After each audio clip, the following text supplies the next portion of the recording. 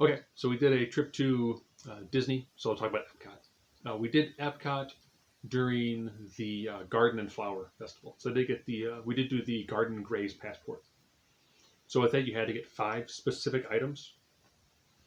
One was a pineapple skewer that had seasonings on it, and it was a pineapple skewer. Nothing really fancy or amazing about it. Spices were okay, really juicy, kind of messy. Wasn't a big fan of it. They did have a thing of impossible Korean style short ribs. Impossible, of course, is the fake meat, and that was really good. I went there with my folks as well, so it was a three-generation trip. And my dad, who does not like faux meat, thought it was really tasty. Spices were good. That one was actually really tasty. There's also a potato pancake with an applesauce. Again, really well done. Applesauce was worked well. A lot of nice herb flavors to the pancake itself.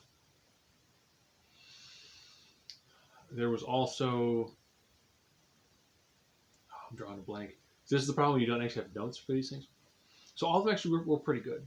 And what they gave was a special cup, plastic cup, with a mango limeade Dole Whip and a package of seeds.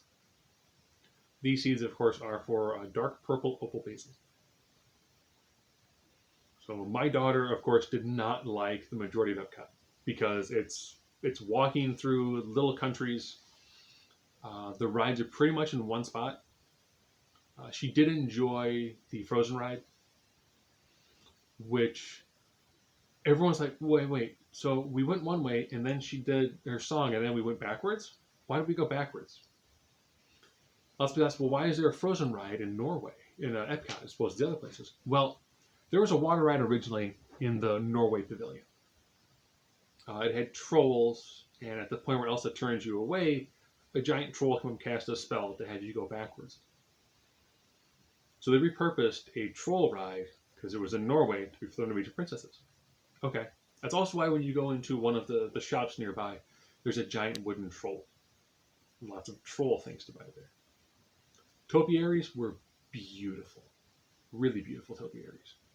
If that's your thing. If it's not your thing, then, I mean, it's Epcot. We did eat at Garden Grill, which was nice. Garden Grill feeds you family style. So they bring out massive portions of food designed to feed the whole family. It is also one of the few places where you can get autographs. They do the character meet and greet, so you've got Chip, Dale, Pluto, and Mickey walking around in the top area.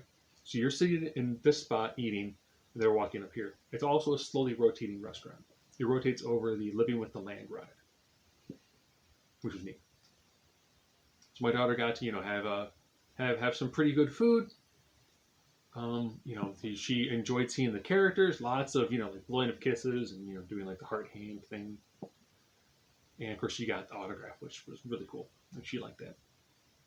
When it comes to actual rides there, Ratatouille ride, not up and running at this time.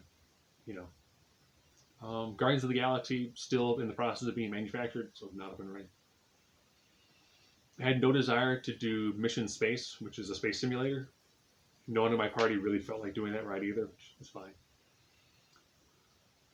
Soarin'.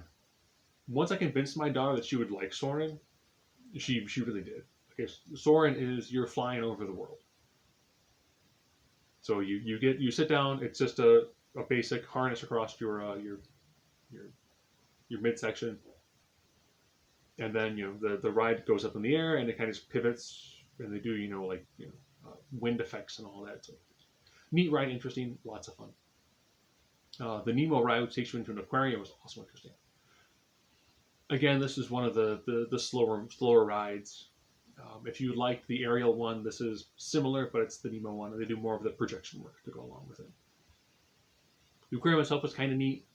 Difficult because, again, when you're limited on overall capacity, you can't get everyone to go into spots at a time. So lots of just standing, looking at things from 20 feet away instead of being able to be up close with them. Lots of the food was really good, really interesting. They did a fantastic blood orange aqua fresca, which was just amazing. That was the same place you got a really well done and grilled vegetable plate, which was really tasty. I would probably say out of all of the five special things you had to eat for the garden graze, the pineapple skewer was one that was probably the most bizarre. Everything else had really, really good flavor. The pineapple skewer was just a piece of pineapple on a stick with a lot of really good seasoning added to it. Living with the land, I very much enjoyed, but I'm also someone who, you know, has a garden. I compost, I recycle, I repair things, I donate things that are mildly worn that people can use. I'm the person where we had a like an aim and flame that died on us. So I'm like, well, okay, what parts are recyclable? So I actually took it apart and recycled the recyclable parts and threw away the part that could not be recycled.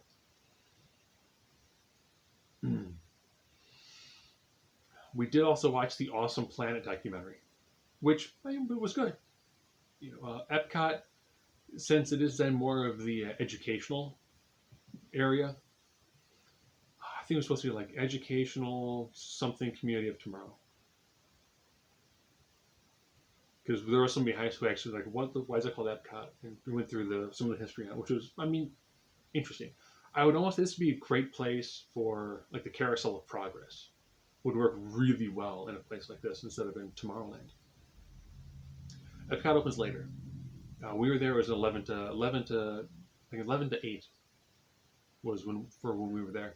Our dinner was at like 5:15, so later dinner, which not a big deal. Then we did see the Awesome Planet. So with that, we pretty much did a whole day of Epcot, and that was with the Froze right off the bat. Look, all the topiaries, did some of the other random stuff here and there, for the garden grays. Ate at some other little random shops here and there. The worst thing about using the app for this, you type in dining, since there's 60 places to choose from that do dining, and almost none of them are mobile, it's difficult. We did get to see them in the process of moving all of the equipment in place when they start doing the fireworks show, which would be interesting when they finally do that.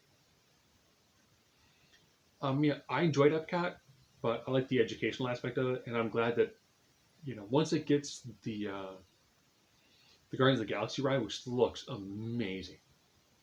That'll be the focal point of Epcot. Will be that ride. So everything else will take won't everything else will be a little easier to get into.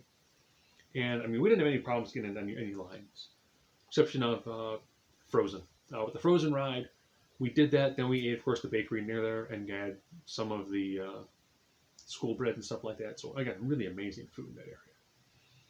The line did stretch from Norway through China into, I think the next section was like Morocco.